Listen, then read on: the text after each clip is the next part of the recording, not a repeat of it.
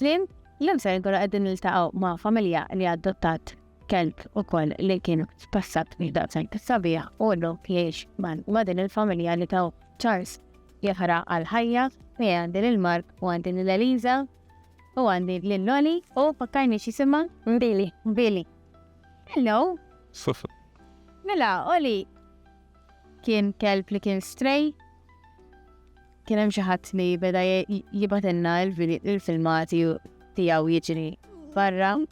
U għal-bidu konna qed naħsbu li huwa ta' xi farm dog, xi kelb li ħalluh jiġri fit-toraq, però sfortunatament ma kienx qiegħed ma kienx streetwise xejn, kien hemm ħafna karozzi li għall-aqra ma tajruhx. Imbagħad meta ovvjament ikkuntattjawni kont mort biex nara x'inhi s-sitwazzjoni u meta bdejt nara kif qed jaqsam Ollie indunajt li għandu xi ħaġa minn għajnejh.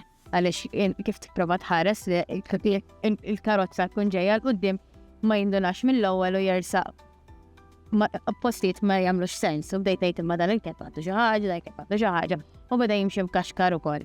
Kien hemm xi ħadd li qalli li kien qala xi xabanjama miskejn u insomma. Kienet għamilna xi 3 sigħat biex badnieħ ċempilna l-animal welfare kienu ġew għalih u mbagħad mar. Mbagħad kif kienet hekk l-istorja ta' Ollie minn ta' daħal ġewwa l-MSPCA u intom mortu taraw? I used to volunteer at SPCA and I took Ollie out a few times. And then, you know, every once in a while I used to take, it's quite common that we take dogs, not just for the little round around the block, but, you know, maybe for a little field trip and so on. And I asked the person responsible over there if there was any dog that it made sense to, you know, maybe get them used to getting in the car, going home, and so basically getting them a bit more ready to be adopted. And they said, you know, we're not really into something like this because then the dogs will get used to family life and then you're taking them back to the shelter. But there's this dog, his name was Angus, and you know, he was very, very shy, very traumatized.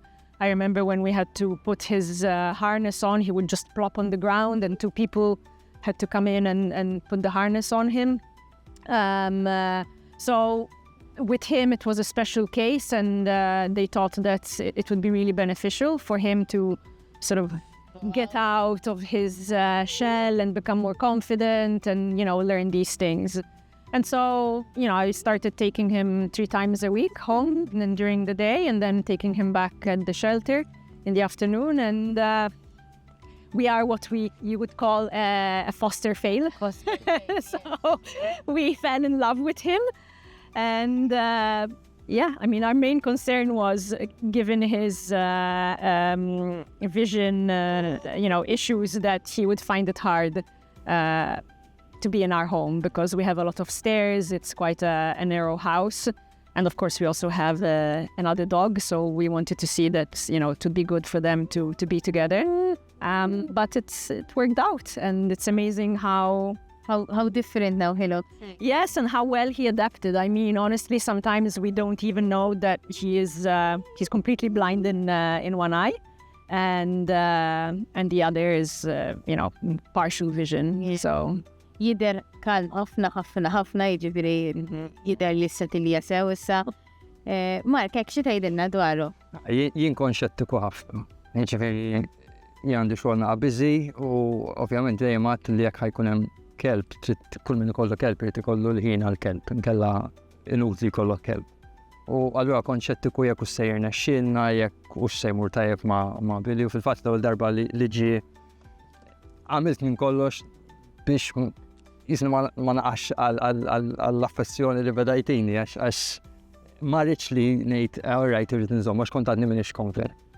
Imma again, jiġifieri peress li kienet tiġi regolari u kien jidher li qisu kull darba li jiġi dejjem hemm improvement, speċi ta' anke jekk l-ewwel darba beża jitla fl-ewwel solar tad-dar tagħna, għandna dar żgħira, biss 3 solari hemm tarek. Mbagħad tela anke fuq is-sufan u tibda tara dawn l-affarijiet tgħid isek speċi ta' wara li tkun smajt l-istorja tiegħu. Jekk kollok il-ħin għalih, it's worth it. L-lum ġurnata, Ollie tina ħafna iktar mill-intu ħana. Ġifiri jina, I look forward n-mur id-dar, biex jiġi l-għani, jek inkun għamilt ħarġa ta' kwarta jiġi l-għani jisni għamilt xie sentej, ma narax, imma incredibli ġifiri li ju jadatta daqs kemm aħna forsi ridna nadattaw għalih. Li kważi iktar u adatta mill-li aħna kellna. Hemm xi affarijiet li forsi teltuħ forsi eżempju ma jarax minn għajn waħda. Xi kultant ġifieri meta jkun f'postijiet fejn ikun hemm ħafna nies jew inkella jkun ħafna storbju iktar minn nies isu jinfixel ftit fejn ħajmur u jispiċċa imur x'imkien jew jieqpa fejn jgħid meta suppost aħjar jersa'. Ħafna drabi hu kelb dejjem ikun unleash ovvjament, bħalma kif suppost. Però allura nippruvaw anka dak li nagħmlu ma' Ollie għax aħna biddinnilu ismu fl-ewwel kien Angus u għedna ejja nbidlu ismu u semmejni Ollie. Kull ma nagħmlu miegħu dejjem għal dak li jħossu komdu. Jiġri ħafna drabi mmorru mixjiet jekk jista' jkun fil-kampanja, mhux fl-urban. Ovvjament aħna noqogħdu l-Birgu, jiġri l-Birgu għandek żewġ festi, għandek l-istorbju tiegħek, però insibu mezz anka tal-ġnien stess li naħorġu bihom. Ma u jadatta jiġifieri tiskanta jkun hemm ġranet fejn ninnutaw li għalkemm hemm id-dlam u ħriġna dawra fid-dlam ġie quddiem taraġġ u telgħu. Jiġifieri la kellna għalfejn intux xi prompt jew ma jitla' jiġifieri l-annimali jadattaw. Naħseb u l-klieb iktar u iktar u speċjalment meta mbagħad ittihomna aktar kuraġġ. Ittihom bħasba x'hekk inħosshom iktar safe allura il-kelb jidher ħafna li huwa jħossu safe li qiegħed x'imkien fejn ovvjament. Xien ftit, jridu. Ejdlu jiena naċċa tussa li jiena happy, biex vera, Ollie. Fi. Kif tmur ma' Billy? Kif tmur ma' Billy? Billy l-Queen. Billy li tejti, ju jistenna jieklu, separat, imma jekk tħalli xi ħaġa fil-platt, jistenna li literalment titla' jiġri żgur li xebat mill-ikel biex imbagħad imur forsi naqqar xi ħaġa. Jinduna li kienet hemm qablu li x'ismu ma' id-dottur. Kif ħadita Billy meta ħadd il-nidda? Insomma, not so well. She's not an aggressive dog, but she's a very jealous dog, and she grew up with a larger dog, and she was obsessed with him. So he was our first dog, and so when she came as a puppy, he was her world.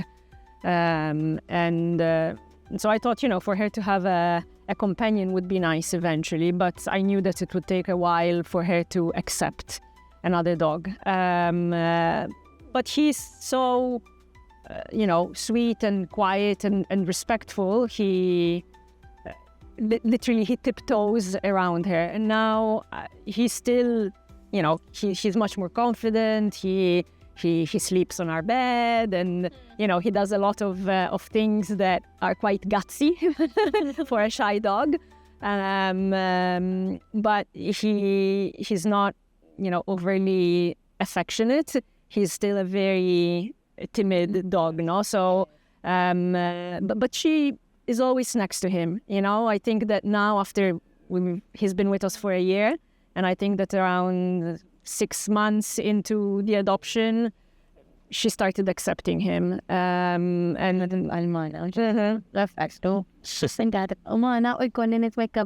they sniff each other in the morning, like, they're kissing, and I give them their morning cuddles. One goes for a walk, and the other one is at home. When they come back, it's like they have to kind of communicate what they're asking more. We could be in a very big space, and they're always walking next to each other. And when they're sitting somewhere in the house, she's always next to him. So it's subtle things, but it's nice to see them have this companionship and relationship. That's a half now, Marco Elisa. Thank you. I will never roam. You're my happy home. Everybody can play full scheme, sharing life where love redeems. Found a friend in you I could find, walk by my side, take on the stride. Oh, I